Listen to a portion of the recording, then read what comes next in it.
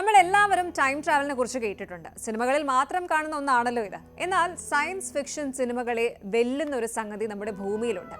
നിങ്ങൾ നിൽക്കുന്ന സ്ഥലത്ത് നിന്ന് വെറും 4 കിലോമീറ്റർ അപ്പുറത്തേക്ക് നോക്കിക്കഴിഞ്ഞാൽ നാളെയെ കാണാൻ പറ്റുമെന്ന് പറഞ്ഞാൽ വിശ്വസിക്കുമോ? അതെ, അങ്ങനെ ഒരിടമുണ്ട് ഭൂമിയിൽ. അമേരിക്കയ്ക്കും റഷ്യയ്ക്കും ഇടയിലുള്ള ഡയമീഡ് ഐലൻഡ്സ്. ഒരേ സമയം 2 രാജ്യങ്ങൾ, 2 ഭൂഖണ്ഡങ്ങൾ, അതിലുമുപരി 2 കാലണ്ടർ ദിവസങ്ങൾ. എന്താണ് ഈ ദ്വീപുകളുടെ രഹസ്യം? പരിശോധിക്കാം. അലാസ്കയ്ക്കും സൈബീരിയയ്ക്കും ഇടയിലുള്ള ബെറിംഗ് കടലിടുക്കിലാണ് ഈ 2 ഐലൻഡുകൾ ഉള്ളത്. ഇതിൽ വലുത് റഷ്യയുടെ ഭാഗമായ ബിഗ് ഡയമീഡ് എന്നും ചെറുത് അമേരിക്കയുടെ ഭാഗമായ ലിറ്റിൽ ഡയമീഡ് എന്നുമാണ് അറിയപ്പെടുന്നത്. ഇവ തമ്മിലുള്ള ഡിസ്റ്റൻസ് കേവലം 4 കിലോമീറ്റർ താഴെ മാത്രമാണ്. നഗ്ന നേത്രങ്ങൾ കൊണ്ട് നോക്കിയാൽ അപ്പുറത്തെ ദ്വീപ് ക്ലിയർ ആയിട്ട് കാണാനും സാധിക്കും. പക്ഷെ കൗതുകം അവിടെയല്ല. ഈ 2 ഐലൻഡ്സിന്റെ ഇടയിലൂടെയാണ് അന്താരാഷ്ട്ര തീയതി രേഖ അഥവാ ഇന്റർനാഷണൽ ഡേറ്റ് ലൈൻ കടന്നു പോകുന്നത്. അതുകൊണ്ട് തന്നെ ഈ 2 സ്ഥലങ്ങൾ തമ്മിൽ ഏകദേശം 21 മണിക്കൂർ സമയ വ്യത്യാസമുണ്ട്. ലിറ്റിൽ ഡയമീഡിൽ ഇന്ന് ശനിയാഴ്ച ഉച്ചയാണെങ്കിൽ അവിടെ നിന്ന് നോക്കിയാൽ കാണുന്ന ബിഗ് ഡയമീഡിൽ അത് ഞായറാഴ്ച ഉച്ചയായിരിക്കും. അതുകൊണ്ടാണ് ലിറ്റിൽ ഡയമീഡിനെ യെസ്റ്റർഡേ ഐലൻഡ് എന്നും ബിഗ് ഡയമീഡിനെ ടുമോറോ ഐലൻഡ് എന്നും വിളിക്കുന്നത്. ശരിക്കും ഒരു മാജിക് പോലെ തോന്നുന്നില്ലേ? ചരിത്രപരമായി നോക്കുകയാണെങ്കിൽ ഈ 2 ദ്വീപുകളും ഒരു കാലത്ത് ഒരേ സംസ്കാരത്തിന്റെയും ജനതയുടെയും ഭാഗമായിരുന്നു. തദ്ദേശീയരായ ഇനൂപിക് ജനത ഈ 2 ദ്വീപുകളിലും സ്വതന്ത്രമായി സഞ്ചരിക്കുകയും വേട്ടയാടുകയും ഒക്കെ ചെയ്തിരുന്നു. എന്നാൽ 19-ാം നൂറ്റാണ്ടിൽ റഷ്യ അലാസ്കയെ അമേരിക്കയ്ക്ക് വിറ്റതോടെ ഈ ദ്വീപുകളുടെ വിധി മാറുകയായിരുന്നു. കോൾഡ് വാർ കാലത്ത് ഇതിനിടയിലുള്ള കടൽ പ്രദേശം ഐസ് കർട്ടൺ എന്നാണ് അറിയപ്പെട്ടിരുന്നത്. 2ാം ലോക മഹായുദ്ധത്തിന് ശേഷം റഷ്യ ബിഗ് ഡയമീഡിലെ ആളുകളെ മുഴുവൻ അവിടെ നിന്നും മാറ്റി അതൊരു മിലിറ്ററി ബേസ് ആക്കി മാറ്റി. ഇന്ന് അവിടെ സാധാരണക്കാർക്ക് പ്രവേശനമില്ല. എന്നാൽ അമേരിക്കയുടെ ലിറ്റിൽ ഡയമീഡിൽ ഇന്ന് 100ഓളം തദ്ദേശീയർ താമസിക്കുന്നുണ്ട്. ലിറ്റിൽ ഡയമീഡിലെ ജീവിതം അത്ര എളുപ്പമല്ല. അതിശൈത്യത്തോടും കഠിനമായ കാറ്റിനോടും പൊരുതിയാണ് ഇവർ ജീവിക്കുന്നത്.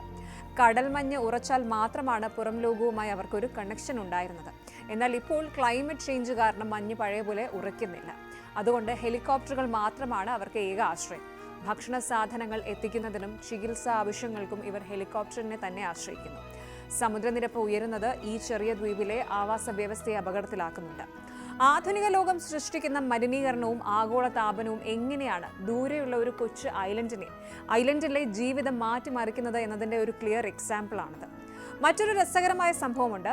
ഒരു കാര്യം എന്ന് പറയുന്നത്, വിന്റർ സീസണിൽ കടൽവെള്ളം ഉറഞ്ഞ് കട്ടിയാകുമ്പോൾ ഈ 2 ദ്വീപുകൾക്കിടയിൽ ഒരു മഞ്ഞുപാലം, ഐസ് ബ്രിഡ്ജ് രൂപപ്പെടാറുണ്ട്. വേണമെങ്കിൽ ഒരാൾക്ക് നടന്ന് അമേരിക്കയിൽ നിന്ന് റഷ്യയിലേക്ക് പോകാം. പക്ഷെ അതൊരു വലിയ ക്രിമിനൽ ഒഫൻസ് ആണ്. അതിർത്തി ലംഘിച്ചാൽ ഉടൻ തന്നെ പിടികൂടാൻ 2 രാജ്യങ്ങളുടെയും ബോർഡർ സെക്യൂരിറ്റി അവിടെ എപ്പോഴും ജാഗ്രതയിലാണ്. പ്രകൃതി ഒരുക്കുന്ന പാതകൾ പോലും രാഷ്ട്രീയ അതിർവരമ്പുകൾക്ക് മുന്നിൽ നിസ്സഹായമാകുന്ന ഒരു കാഴ്ചയാണ്. ഇനി ഈ 2 ദ്വീപുകൾക്കിടയിലെ മഞ്ഞുരുകാൻ ശ്രമിച്ച ഒരു ചരിത്ര നിമിഷമുണ്ട്. 1987 അമേരിക്കൻ നീന്തൽ താരം ലിൻ കൂക്കസ് നടത്തിയ സാഹസികമായ നീന്തൽ ലോക ശ്രദ്ധ പിടിച്ചുപറ്റിയിരുന്നു.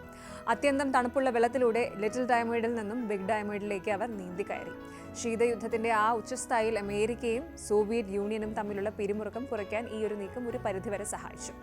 അന്നത്തെ അമേരിക്കൻ പ്രസിഡന്റ് റൊണാൾഡ് റീഗനും സോവിയറ്റ് നേതാവ് മിഖായിൽ ഗോർബച്ചേവും ഒരുപോലെ ലിൻ കൂക്കസിനെ അഭിനന്ദിച്ചു. വെറും 2 മൈൽ ദൂരം നീന്തുന്നത് വഴി ലോക സമാധാനത്തിന്റെ പുതിയൊരു പാത തുറക്കുകയാണ് അവർ ചെയ്തത്. മനുഷ്യർ തീർത്ത അതിർവരമ്പുകൾക്കും അപ്പുറം സാഹോദര്യത്തിന് സ്ഥാനമുണ്ടെന്ന് ആ നീന്തൽ ലോകത്തെ ഓർമ്മിപ്പിച്ചു.